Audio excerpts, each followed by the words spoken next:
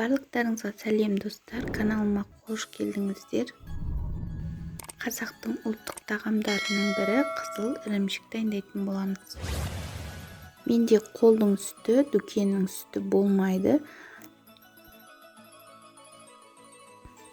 Мен 4 литр сүтті пайдаландым, 1 литр айран құямыз.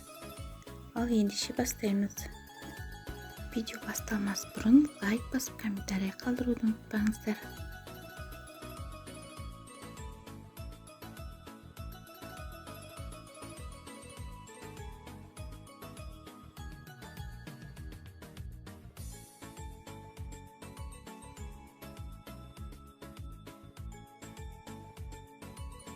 Ыдысымызға сүтімізді құйып аламыз.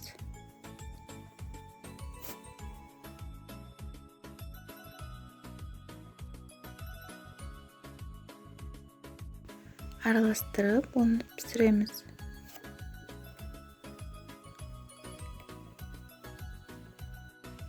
Содан соң 1 литр айранымызды құямыз.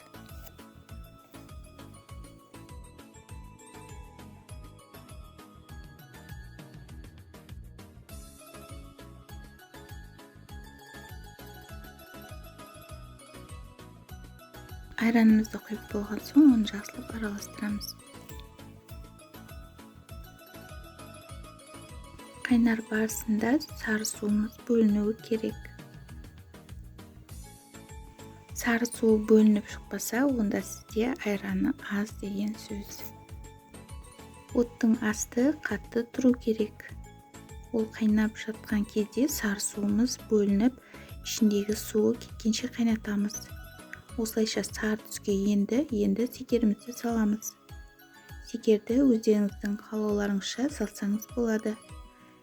Немесе менің рецептім бойынша істесеңіздер, описаниядан қарай аласыздар.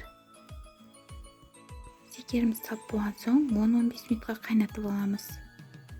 Осылайша ірімшігіміз қоңыр түске енді оны ыдысымызға салып, тоңазытқышқа қойып қоямыз.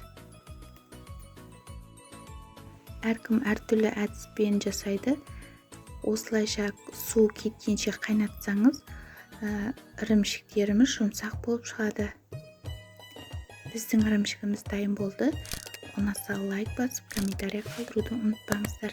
Сіздермен бірге болған Айнұр.